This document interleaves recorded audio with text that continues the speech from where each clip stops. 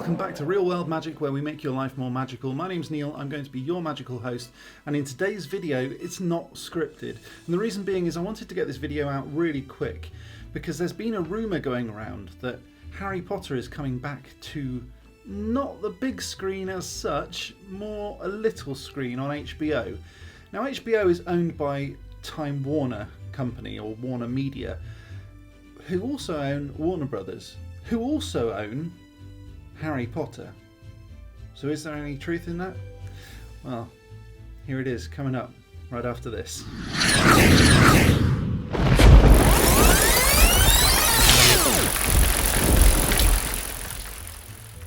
Okay, so is there any truth in this? Now, there has been a bit of rumour recently, not only about the TV series, but also about Harry Potter coming back to the big screen in the form of The Cursed Child. And the reason for this, I think, is because the whole JK Rowling transgender stuff, now I'm not going to get into that at all, but she has come under a lot of flack for that. So based on that, I think what they're trying to do is think, well, now the Fantastic Beasts film has had a bit of a mixed reaction. The first one didn't do too badly. The second one, probably because the first one wasn't that great, didn't do very well at all at the box office, and I think that may have come from various different reviews, some of them saying that the storyline's a bit confusing, and that might come from JK Rowling being used to writing novels and the screen adaptations of them just not really working. Okay, so it's an interesting rumour about this TV series, and we've also had other rumours in the past that have been shot down in flames.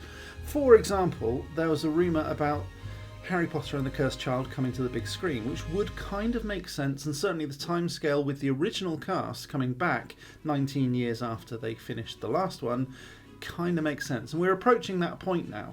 So Dan Radcliffe, Rupert Grint and Emma Watson, all three of them are approaching the ages that they were, or their characters were, in the final epilogue of Deathly Hallows Part 2. So timescale wise, we're kind of at that right point now. If you also look at what's happening in the business world, and here's a shocker for you, Hollywood kind of works on business. JK Rowling's kind of shot herself in the face when it comes to the whole transgender rights thing. Now, I'm not going to say whether she's right or wrong. It's not for me to say. It's actually not for you to say either, so don't put anything in the comments. I'm not interested.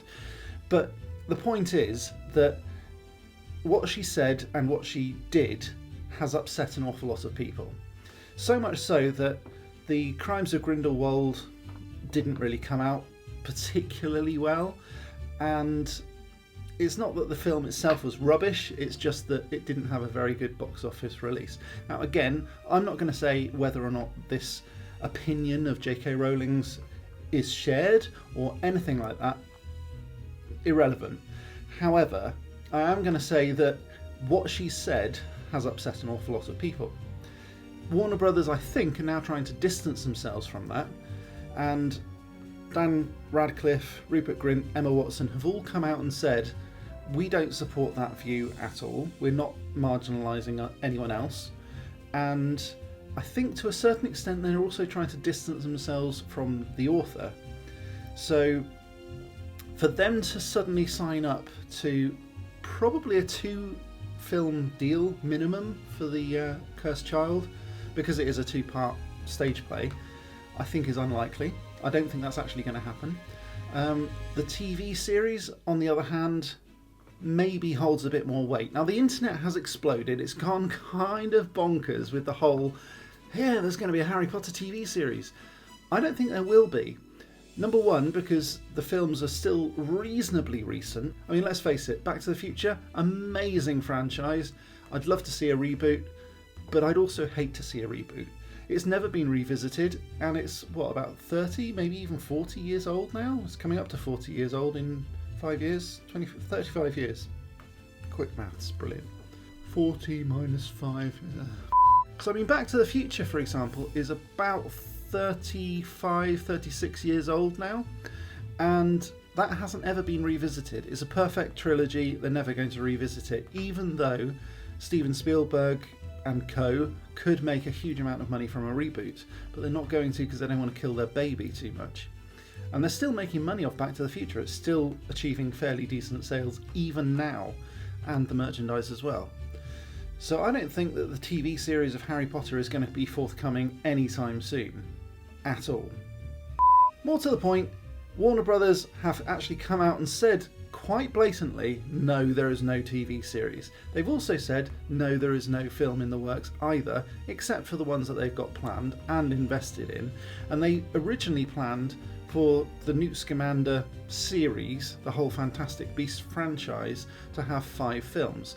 Now the third one is coming out fairly soon. Admittedly, it's been delayed due to COVID, but when it comes out, probably in November of this year, 2021, if it comes out to a lackluster response, they're going to cut it short, do one final film to finish everything, and at that point they might get Daniel Radcliffe in.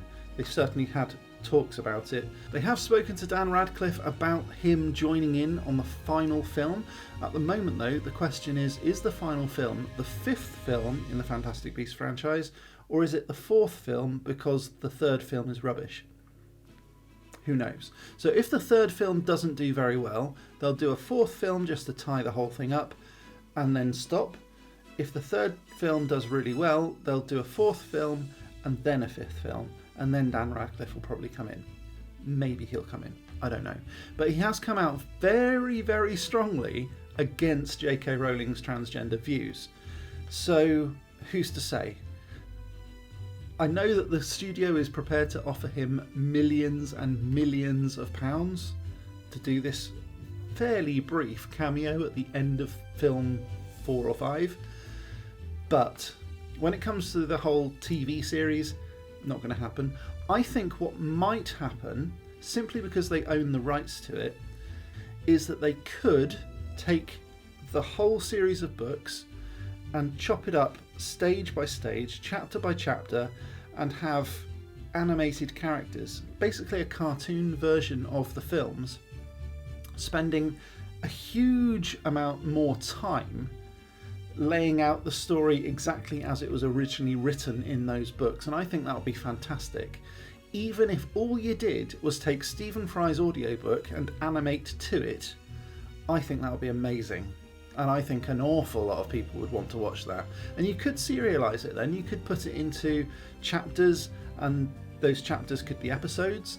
Those episodes could then go into seasons, and those seasons could go into years and years and years. And the good thing about animation as well is that the characters don't age unless you draw them differently.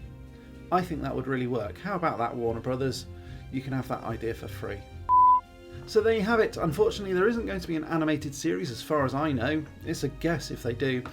I don't think there's also going to be an animated TV series. There definitely isn't going to be an animated film. And the JK Rowling library has even said that they're not in any talks with Warner Brothers about pretty much anything other than the Fantastic Beasts film. What happens after that, I don't know. Even what happens during that franchise, I don't know. It all depends on what happens in November when the 3rd film comes out. Unless it's delayed again. If it's delayed like the Ghostbusters film has been, who knows when we're going to find out how much more of this sort of stuff we're going to get. One thing I think can be certain though, this stuff is making a huge amount of money right now.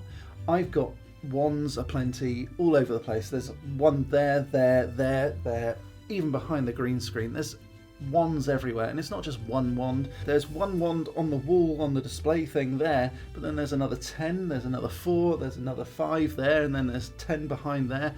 There's 2 up there and another one there. And I've got loads of wands, and it's not just wands. There's chocolate frogs and cauldrons and all of this other paraphernalia that really make this room in particular very magical. And I know that I'm not the only one. There's a huge amount of people out there who collect this stuff. Warner Brothers are making an absolute fortune from the Harry Potter franchise. I don't know how much it was sold for. I don't think anyone really does. But we do know it's making a vast amount of money, and it's still making a profit. With that in mind, I don't think Harry Potter is dead yet, but whether or not we ever see a film with the original cast in it, I don't know. And I think the more and more these comments are coming out and getting a bad reaction from the public, it's very bad PR for the studio to involve JK Rowling with anything else, really. And so anything that they do, I think, needs to have her name as disassociated from it as possible. I think that's a shame, because she is the creator.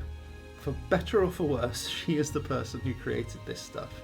And I think to just wipe her out of history is like wiping out any kind of history. Whether it be Black Lives Matter wiping out slavery as a history, I don't think it's very respectful for the things that had happened previously, the work that people have been putting into this sort of stuff. In the case of slavery, the suffering of those people, I don't think that their suffering has been honoured by just erasing it from history. That's my political two penneth worth. Flame me if you wish, but that's just the way I feel. Okay, I think I better wrap this up because it's getting a bit more political than I wanted. Thanks very much for watching. Please, if you did like this video, click that like button, subscribe for more of this sort of stuff, and if you do subscribe, ding that bell so that you get notified every time I go live and every time a video drops, like this one.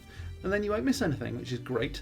If you really like this video, click on the join button down there next to the subscribe button. It starts at £1.99 per month, and you get loads of free videos that other people don't get to see. And I only ever put my best videos on as members only videos. So if you like this video, you'll really love what you get for £1.99 a month, which is about the same price as a crap cup of coffee. So that's pretty much it from me for now. I'll be back next time with some more magical awesomeness, and you can catch me on Saturday on my live stream at 6 PM. But until next time, as always, Very magical. and potentially he would then be talking to Nicholas Flamel, who sort of ties the whole thing together at the very end. How does that happen? I don't know. Does he talk to Nicholas Flamel? No. They have spoken to Rupert. No, they haven't. The Crimes of Grindelwald. JK Rowling releasing. No. What am I talking about?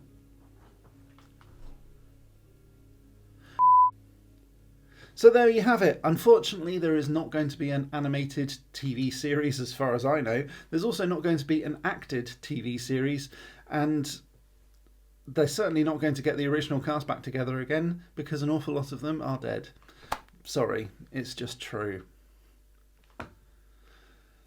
I can't say that. No. Please subscribe to Real World Magic. While you're there, click the bell button to be notified of future uploads, and have a look at all of my social stuff. Remember to donate on Patreon if you really, really liked it, and I'll see you again next week.